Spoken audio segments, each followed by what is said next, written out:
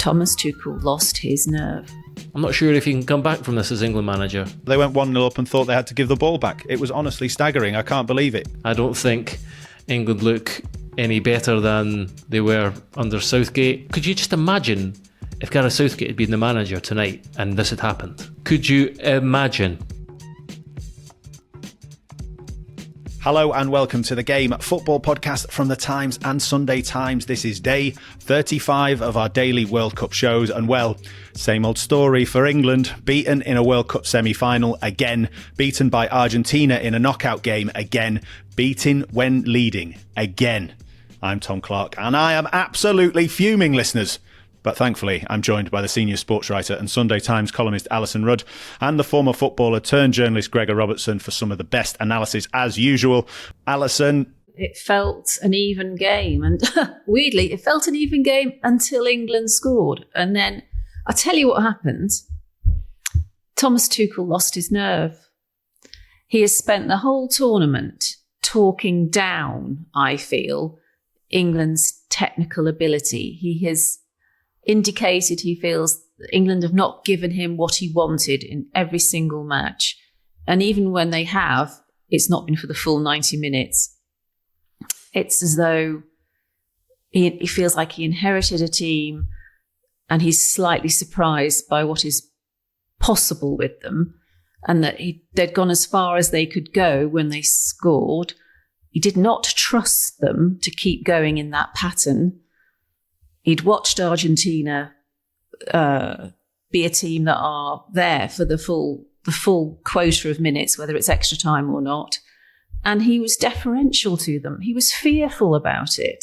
So instead of taking the goal as a means of really puncturing Argentina's spirit and pummeling them a little bit and maybe doubling the lead, isn't that what you're supposed to do? Instead, he turned it into something that brought to mind Charlton v Chelsea in the FA Cup. It was like, well, this is as good as it gets for my group of lads. Throw on the defenders, bolster the defence, be very passive. And the other thing I'd like to say is that isn't necessarily a terrible ploy if you're ahead, but you've got to make Argentina feel like a little bit worried about them committing men forward. Where were the outlets? Where was the danger on the break? Where was the potential for a counter-attack? It was not there. So I would say my summary would be Thomas Tuchel lost his nerve. Gregor, thoughts? I was watching the game and I found it extraordinary to see Harry Kane basically defending 10 yards outside his own box, and he was supposed to be the man furthest forward, and this was about 60 minutes. I thought it was extraordinary, and I also found it extraordinary that you ended the game with Dan Burn up front. That should probably be the motif of this World Cup. We knew it was coming. People had made jokes about it when he was picked. People had said it. I might have even said it. That's how this tournament ends, with long punts being launched to Dan Burn aimlessly. And that's how it did, with Ezri Konsa trying to whip crosses in and failing to beat the first man. Yeah, no, we kind of joked about it when he talked about he wanted to tap into the English psyche, English football, English heritage, the Premier League, but he tapped into the 90s. That's the truth. I just saw his interview on TV, and he was asked if you've ever seen Thomas Tuchel's England at this World Cup, the England that you wanted this team to look like, and he just sort of mumbled and fluffed through it. And the answer is no. The answer is no. We saw it for maybe 30 minutes against Croatia. Maybe, let's be generous, a half against Croatia. You were really good and it was exciting. And we in fairness, we all came on, we were quite excited. We thought this could be fun. Yeah. And then you were heroic against Mexico for a whole variety of reasons. But otherwise, you've been deeply average. And this isn't sort of wise after the event. That's the truth. And the best team won. They undoubtedly did. And we can, the first half seems like aeons ago because it was so bitty and Argentina were trying to make it such a attritional affair. And then when they realised they had to do something and England allowed them a bit of space, they looked like a hell of a team and they deservedly won. That's the other frustration for me, I think, is that watching all these games, I don't understand how you can have been a part of an elite coaching setup and scouted Argentina and had that response to going 1-0 up, having watched the games against Cape Verde and Egypt and Switzerland, and thought, right, now we need to just sit deep, bring Dan Burn on and go 5 at the back and give them the ball. I don't know how you can have watched Argentina in this tournament and thought that. Truly, truly staggering managerial approach. And an indictment on his squad picks as well, because again, Kobbie Mainoo stays sat on the bench, not played a single minute of football. Jordan Henderson with his broken arm. You'd have given anything to have Adam Wharton, any midfielder who could come on and play alongside Elliot Anderson if once Declan Rice goes off. Truly staggering. I couldn't believe what I was seeing. Some people in the office were going, ha, hey, Dan Burn's coming on, brilliant, here we go. And I was thinking, what? We're the better team here. Why is this happening? Why is this the way we're trying to approach this game against Argentina? Truly staggering. We haven't seen what he wanted England to be. He wanted them to be incisive. And the goal sort of summed that up. They did it a couple of times. Harry Kane drops deep, and it gives the opposition a conundrum. It creates space because someone follows him. He played the ball over the top to Morgan Rogers. Great ball. Great run from Anthony Gordon. Goal. That's what you want to see. You want to see those fast, incisive attacks. We've not seen many of them. And then what else? All you've had apart from that is defending your own box when the opposition have any wind in their sails. So there's no sense of control at almost at any point of this tournament. And as we're having this conversation, we should acknowledge that that's actually true of a lot of teams. It's been true of Argentina. It's been true. A lot of teams have been moments teams, but I don't know. Just to cede that much control and territory, and you weren't playing against Mexico. You weren't playing against Norway. You were playing against Argentina, the world champions, and to do that. You say it's half an hour to go. It's not. It's 40 minutes. You say Dan Burn came on in the 82nd minute. That's not 8 minutes to go. These days, that's 20 minutes with Dan Burn on the pitch. And I'm not having a go at Dan Burn, but it's just bizarre. And even the whole. Sorry, I'm ranting here, but the whole kind of the idea that, again, referencing his interview where he was saying there were too many spaces, we're too passive. Let's go to a back five. That just throws relationships on the pitch out of kilter. And Nico Riley comes on and I don't know what he was, left midfield. Yeah. Spence was out to wing back. It's like the relationships between guys who had defended well, and they might have been getting a bit tired and leggy and they might have needed help. But to throw all that kind of into haywire was, I think it was a mistake. It wasn't like the Mexico game. You weren't down to 10 men. You had to do more when you had the ball. Alyson, you highlighted it in your first answer that actually it was almost like the worst thing England did was score a goal. Sometimes these shifts in momentum and the change from being aggressive to passive can be quite subtle. But this was like a caricature of that. It was unbelievable to watch. This was, please, let us just hang on. And yet, as you've alluded to, Tom, it was completely illogical, because if there's been one team at this tournament that can work the ball in tight spaces, that are not put off by a deep defence, that have someone like Lionel Messi who can wriggle his way past two defenders. I mean, for the first goal, the Enzo Fernandez goal, Messi, he draws two England players to him, leaving the space available for the shot. It's not rocket science. That's what a good forward will do. It wasn't even a gradual succumbing to superior technicality. It was handing this is the odd thing. It handed the initiative. It was pretty much an even game before then. England stood up quite well, I think, to the physicality and the niggliness of Argentina, and were giving as good as they got. And, there was no disparity in the yellow cards or the free kicks. It felt like a 50-50 challenge in those terms. But as you say, Tom, scoring the goal, I mean, what are we saying here? Are we saying that Thomas Tuchel was astonished that England scored so early? I mean, what was he hoping that goal would come in the 91st minute? Because he acted as if the goal had been scored in the 91st minute. I was watching it thinking, this is absolutely perfect. 55 minutes, 1-0 up. Now Argentina have got to come out, just show some bravery and composure that we showed in the first half, Elliot Anderson, I thought, was terrific as he's been all tournament, was absolutely superb in midfield. I think if he's there, we could even bring on Rashford later on. We can win this 2-0. It's absolutely baffling to me. We're talking about these changes that he made.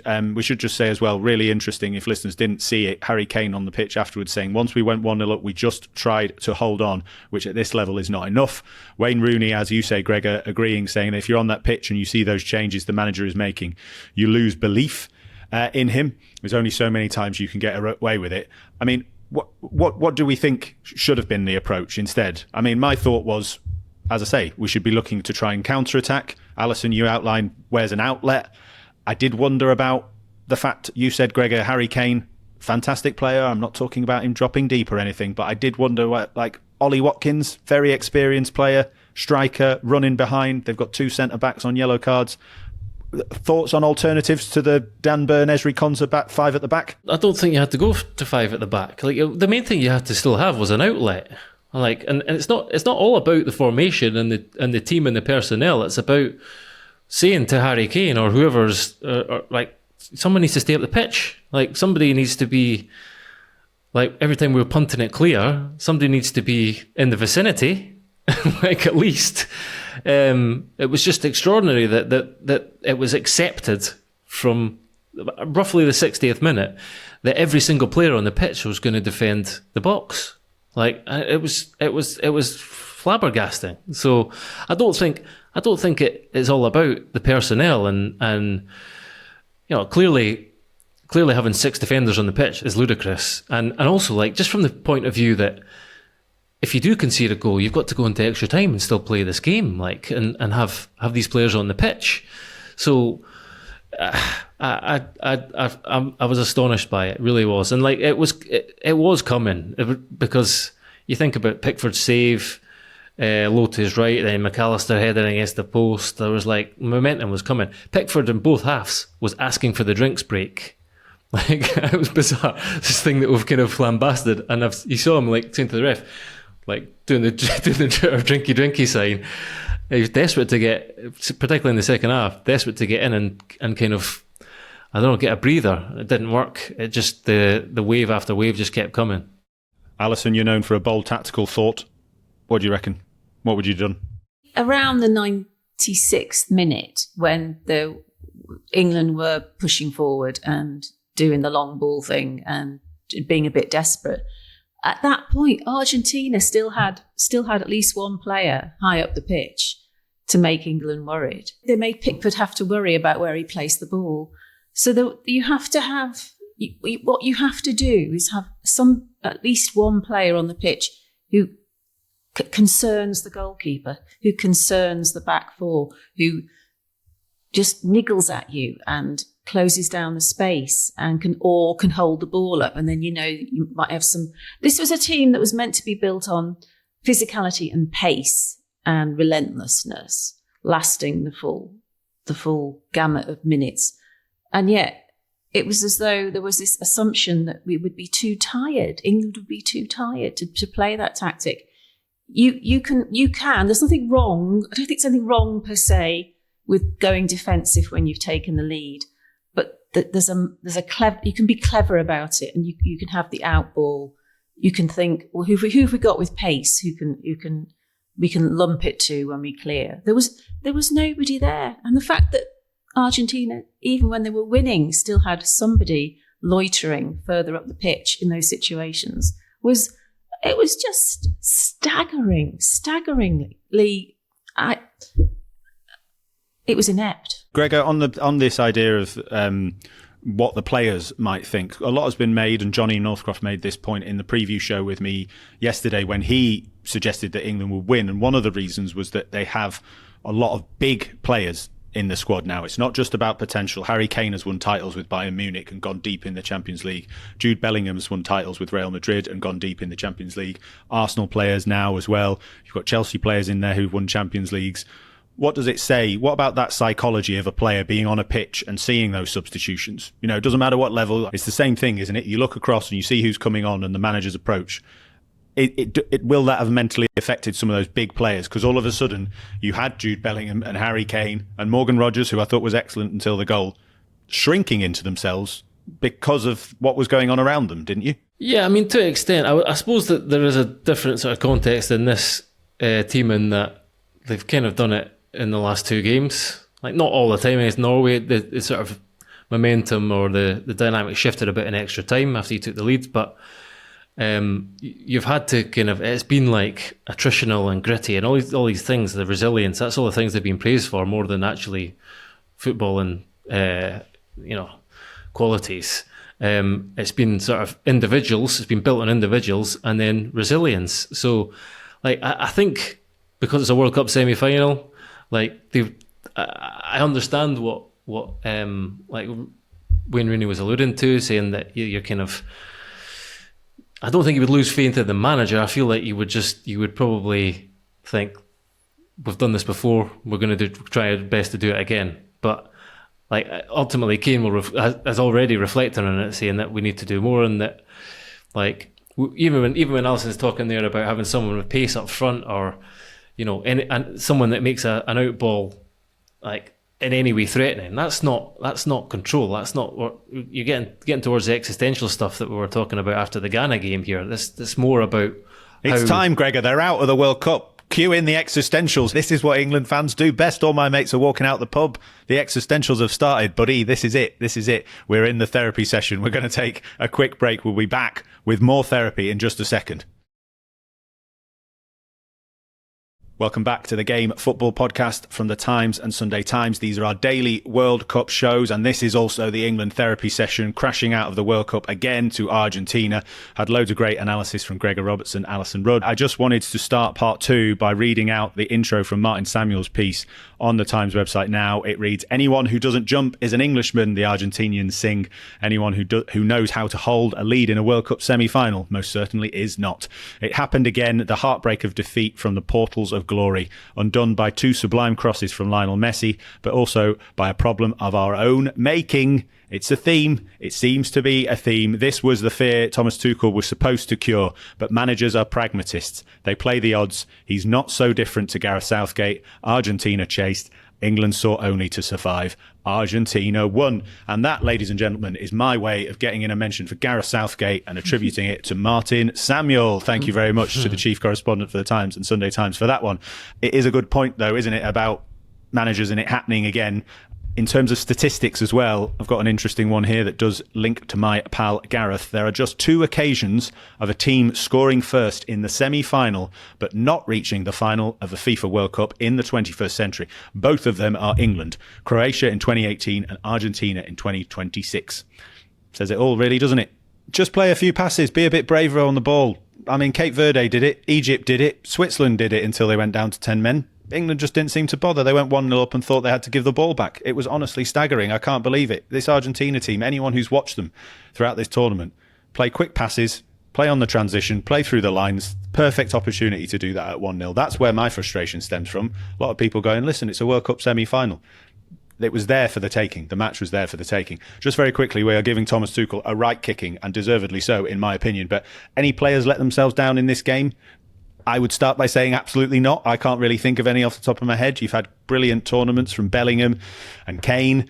As I said already, I thought Elliot Anderson was magnificent in this game. Jed Spence, again, cult hero status basically secured with that tackle on Simeone. Jordan Pickford, good save, very good save, I would say. At 1-0, we're starting to get ready the heroics on the Times pages for those 2 moments.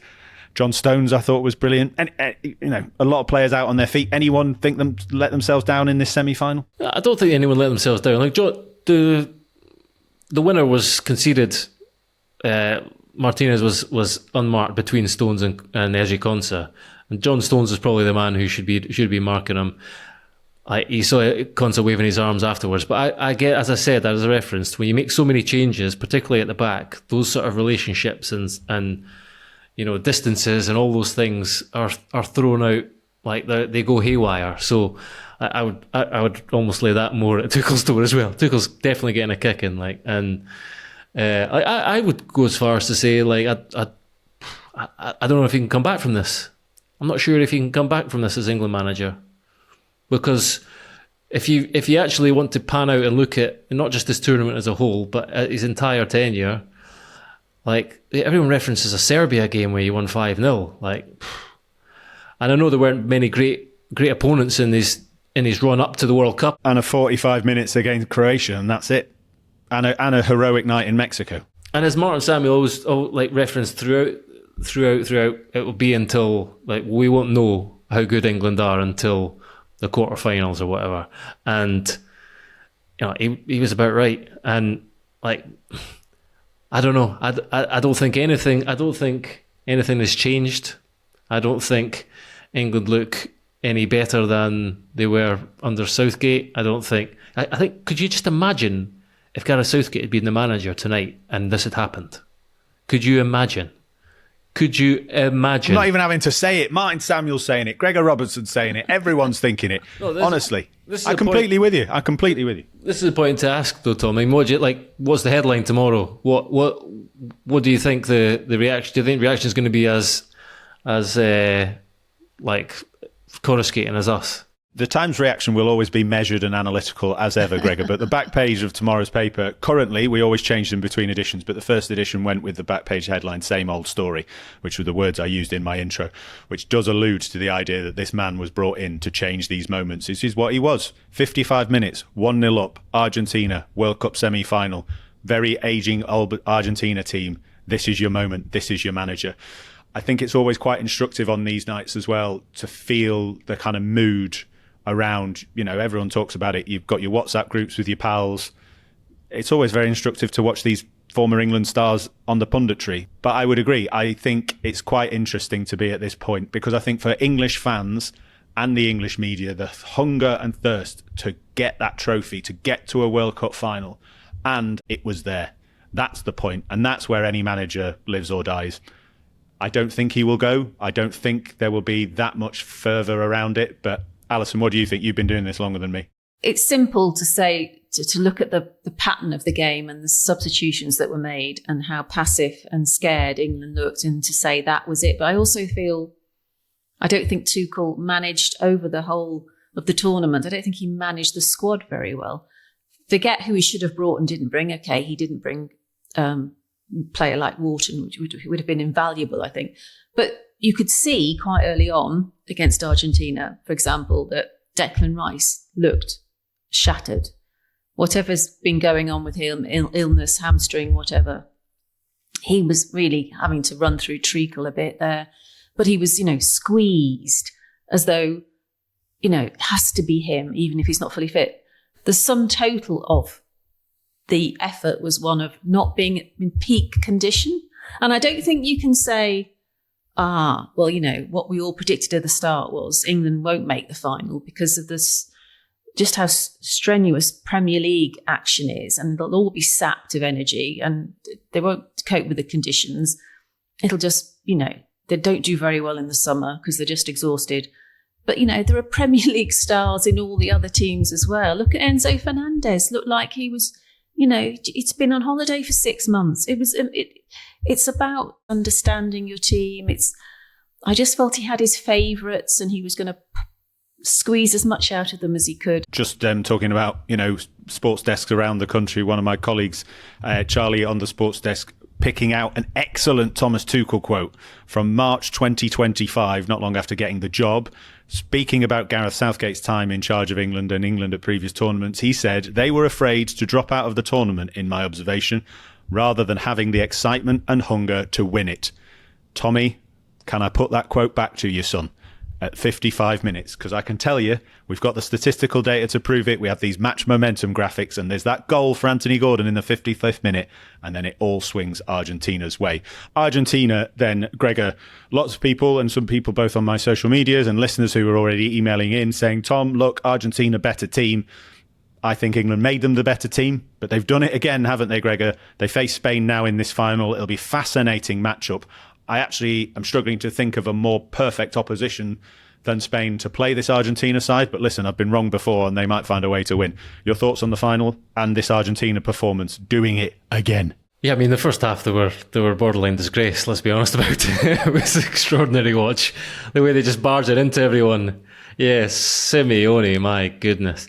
And also like just the kind of vision of either Emi Martinez as a goalkeeper or Paredes as centre midfielder just standing on the ball and like waiting for England to press when they weren't going to press. It was just like, come on, guys, what are you doing?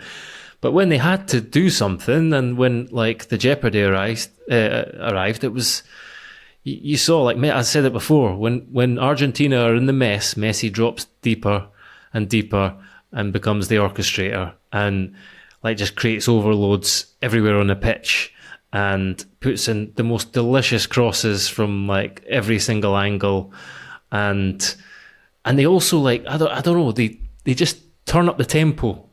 And they also manage to keep to sustain attacks. Like they just keep the pressure on. They keep the foot down. And even actually some of the subs. I mean, you looked at the subs that Scaloni made, and you thought, you know, what's this? Otamendi's coming on. Rodrigo De Paul, what's he going to offer? Gonzalo Montiel, the right back, what's he going to offer? Montiel and Rodrigo De Paul created some brilliant combinations on the right and overloads, and just doubled up, and then Messi would come over, and then there's sometimes three versus Spence or whatever, and just create an opportunity for often De Paul to put in a cross, and he put in some great crosses. So like what the subs he made really worked and really changed the game. And obviously Martinez was another one who came on and scored the winner. So like I don't know, watching it, two things. You think, why are you playing like that in the first half? Like, why do you do it? But it seems like this is just who Argentina are, kind of who they've always been a little bit. Because when you really want to play football, you can play some great football. And like, as I say, great little, as Alyson said, the way that Messi wriggles like in between two players, and they play such cute little like 1-2s in and around the penalty box, and like it was great. They were brilliant. They were brilliant from like for the last half hour. So I imagine they will play exactly the same in the first half against Spain in the final, and it'll be an absolute, it'll be dire to watch. And then who knows, if they take the lead, it'll still be dire to watch. If they don't, then we'll see a team turn up. Yeah, plenty more analysis to come in the coming days. I'm wearing my Cape Verde shirt now. I might be off to buy a Spain shirt tomorrow, though, for the upcoming game podcasts. Alyson, there will be more debrief as well on England. It's fascinating, actually, to think in terms of Thomas Tuchel and this playing squad. They've got France in a third, fourth place playoff. There's no get on the plane. There's no go on holiday. They're still there for a couple of days. It's very interesting because they've got to keep talking. They've got to keep facing the press. They've got to keep facing the music. And then they've got to face an angry Kylian Mbappe. But Alyson, I just wanted to ask you a final question. We've all been here before. It's not just the same old story for this England team and for England fans. It's the same old story for us. I'm sat in a room on the level, on the Times desk floor, talking to you about another England, disappointment. We've proved that change the manager, it doesn't change. Is there something systemic? Is there something deep rooted in the heart of English football that causes these moments? Well, in all my years, so there's a lot of them actually. I've never really felt I knew what being English in football terms was, to be honest, other than characteristics. That's why you always end up supporting Norway and Denmark. That's exactly, because I do search for teams that have an identity. So there's the obvious stuff with England, which is physicality and passion and long balls, it used to be. I don't know, you can look at Spain and instantly you can just tell who they are, and in the final they won't change who they are, and they'll play pretty much the same way. Unless they're behind, they'll throw on Marino in the last sort of 10 minutes or so, and maybe tweak it slightly. You sort of know what you're going to get, and because of that, the point is, because of that, the players look very calm, very comfortable, very together, and they're a unit. They're almost homogenous, and you see one, it looks just like the next one. Whereas with England, because there's no obvious sense of English footballing identity, tactical on the pitch identity I'm talking about, you inevitably see a group of individuals. And when you see a group of individuals and you think, well, his market value is X million, his market value, he's the most expensive player in the world. And yeah. They don't coalesce to become something beautiful and irresistible. mesmeric because they are always playing as individuals, trying to be whatever the manager of the time wants them to be. And there's nothing there for the manager to work with really of any substance, because as we've seen with Tuchel, he thought he could impose himself on a vacuum, and you can't do that. Vacuum is a vacuum. So there's no hope, actually. Oh, goodness me. There's a note to end on. Gregor, save us. I mean, Tuchel's presence, Tuchel's employment is evidence that there's a cultural problem. The fact that you had to hire a German coach, like, I'm sorry, that's evidence in itself that there's a problem. You've become, I think, behind France, probably the most prolific producer of talent now, and certainly in Europe, but possibly in the world. Like all the money that's been ploughed into Premier League academies and to youth development, it's working. You have some outstanding talent, but there's still not a central core idea in how an England team should play. I mean, you've tried to kind of steal bits and bobs from other nations over the years, and then you've hired a German to try and turn you into a more kind of English version of England. It's bizarre. So I wouldn't say there's no hope, because you have, as I'll say it again, you have some of the best players in the world, but you have a long way to go before you find a kind of identity, I think. And look, I realise you don't need to hear that from a Scotsman. We've got no identity either, apart from people shouting Braveheart or whatever. So you're not the only ones. No identity. The wheels have officially come off the Game Podcast World Cup shows. We'll leave it there. Alyson Rudd, Gregor Robertson, thank you very much for joining me. We'll see you later.